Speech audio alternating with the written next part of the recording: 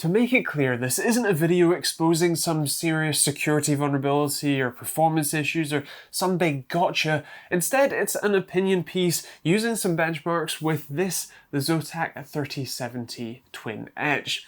I don't think you should buy this or any RTX 3070 right now, but let me explain why. Of course, first, if you haven't already, consider subscribing for more crazy videos like this one every Monday, Wednesday, and Friday. So I think I've got some explaining to do. I want to start with the first and most obvious reason why you probably shouldn't buy one of these right now, and that's because you can't. Stock levels on the 30 series of cards has been appalling, and speaking to some industry sources, it's my understanding that there are still thousands of pre-orders just in the UK that are being waiting to be fulfilled. So even if you did want to buy one, you're probably looking at 1 to 3 months before you can actually get your hands on one of those. And a lot can happen in 3 months. The thing is, I understand why there is a lot of hype around these cards. When Nvidia launched them a few months ago now, they made it abundantly clear that the 3070 would be faster than a 2080 Ti and for just $500. Sadly though, at least at the time of filming, and thanks to the lack of stock and supply and high demand, all of the cards that I can find on most retailers are all listed for well over or around about £600. Way above their standard MSRPs. So if you did want to buy one right now, that's what you're going to have to pay. And the sad thing is that the 3070, while it's still really impressive to see 2080 Ti levels of performance for even 2080 level money, it's still not quite as good as they said it was.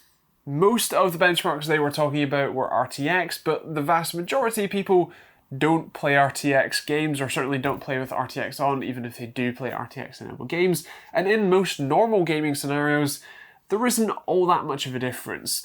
And the even worse thing is that this ZOTAC Twin Edge version is actually even worse than the standard Founders, at least from my testing and testing of some other people. So let's take a look at the benchmark results from this card. Now, starting off with the 1080p results, I'm using a Ryzen 9 3900X to keep the results consistent with the ones I've already collected for the 3080 video. Unfortunately, I don't have a 3080 anymore, so these are effectively old results, although they are using the same driver versions, the same hardware, so they're as close as I can get them.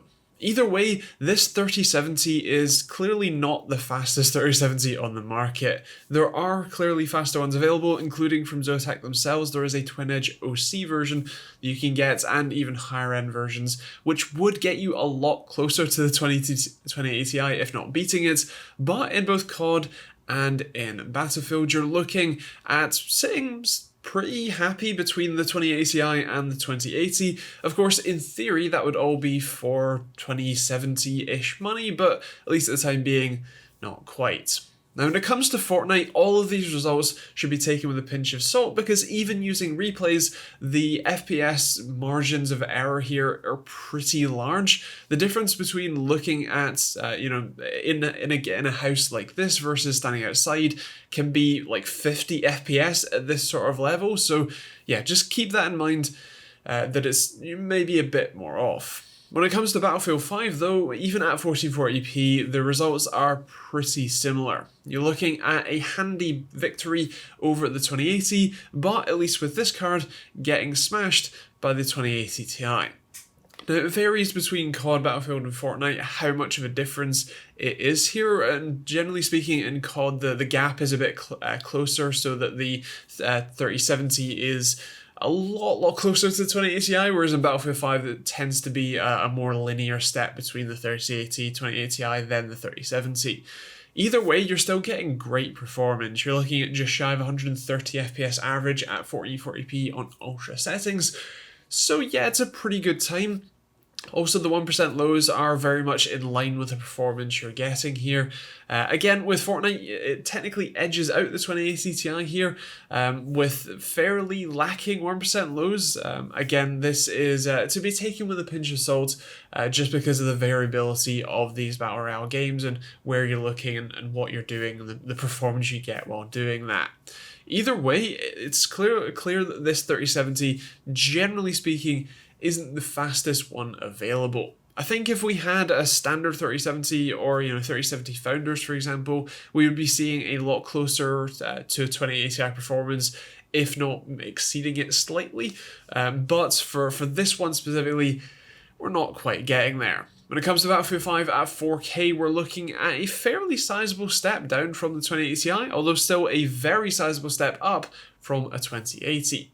Cardamom Warfare has it a little bit closer, with the 2080 Ti only being 5 to 10 FPS difference, whereas you're looking at 9 FPS for the 3070 down to the 2080. So still a pretty good gaming experience, and it's, obviously 76 FPS at ultra settings at 4K is hardly anything to scoff at, so a very good experience. Fortnite at 4K is fairly similar. You're looking at the 3070 outperforming the 2080 Ti, actually by 10 FPS here.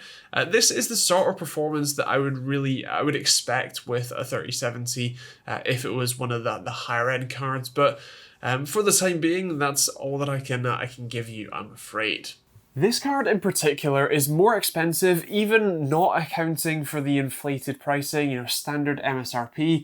It's more expensive than a standard Founders Edition, and while you can pay a good bit more money and buy a pre-OC, a factory overclocked version, which should get you a lot closer to that sort of Founders Edition type performance, that's still not great. Now, it doesn't run overly hot or loud, at least by comparison to any other GPU I've tested.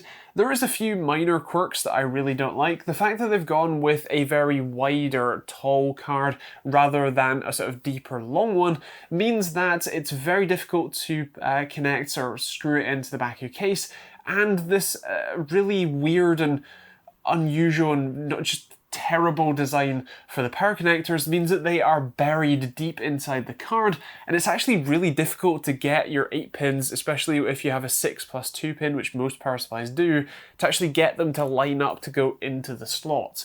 It's very frustrating, and I wish that it was just a more normal design. Now, don't get me wrong, sitting at 130 to 140 FPS at 1440p ultra settings in most games is a very nice place to be, but especially when you take into account the pricing that it's currently listed for, around £550 to £600, well, it's just not great. Another reason for you to hold off on picking up one of these could very well be the new AMD cards. They're set to drop pretty soon and look to be a very compelling value proposition and potentially even just straight up competition compared to the new Nvidia cards. Well, we have to wait for independent benchmarks to verify both sides' claims and see how it all generally stacks up.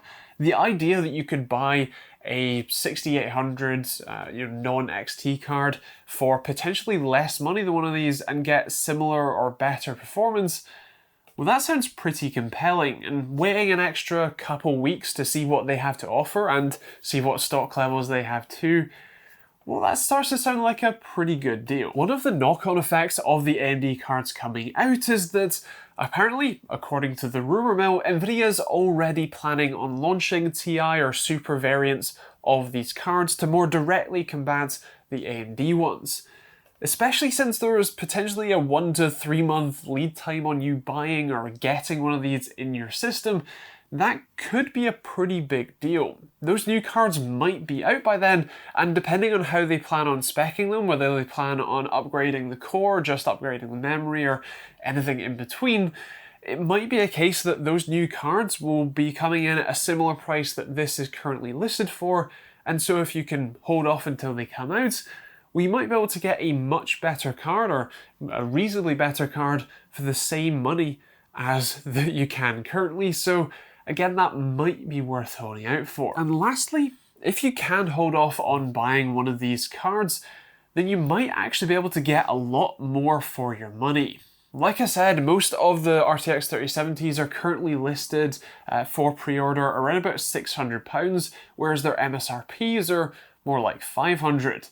So once stock levels return to normal, all of the pre-orders have been fulfilled, the pricing should return to MSRP, and that will be a pretty big deal because it means that you might be able to afford a 3080 instead of a 3070, or just get a 3070 but save a whole load of money instead. So there you have it, my arguments for not getting a 3070, at least right this second. Even if you hold out just to see what the AMD cards can actually offer and the stock levels that they have, considering that even if you pre-order one of these, you're still gonna have to wait for it for probably a few months yet, it's gonna be a good place to be. Being in the PC gaming space is really exciting right now. There is so much new tech and new, options available to you, and obviously the competition that we're seeing is fantastic, but it might be a good idea to hold off just for a second to let the dust settle, get some stock levels in of everything, and see what is your actual best option. Of course, if you do pick one of these up right now, you are not going to be, worried. You're not going to be down about it, because this is a fantastic gaming experience, and no matter what I can say to convince you otherwise, I'm sure that plenty of you will still either already pre-order or, keep your pre-orders there. So feel free to let me know what you think in the comments below. Now, if you want to check out the ZOTAC Twin Edge that I'm using here, then feel free to check out the link in the description down below. That's an Amazon affiliate link that will take you to your local Amazon store where you can see pricing when and where you watch this, and I'll even throw an Overclockers UK link to this one directly down there for you to check out as well. Otherwise, like I said, feel free to let me know what you think in the comments down below. I'm sure you already have. I'm sure that even just by seeing the title, you've already left a comment, so feel free to do so. It's all engagement. But otherwise, if you've got some serious thoughts and serious, discussion, then feel free to leave that and I'll do my best to reply. Otherwise, that is pretty much it. Feel free to check out the rest of the links in the description if you want to support the channel and pick up some cool stuff like merch, hoodies, or t-shirts like this one.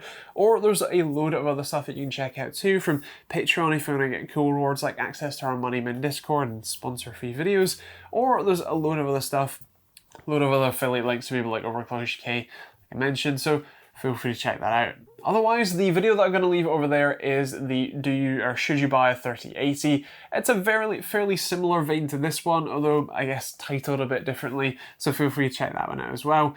And otherwise, thanks for watching, hope you enjoyed it, we'll see you all in the next video.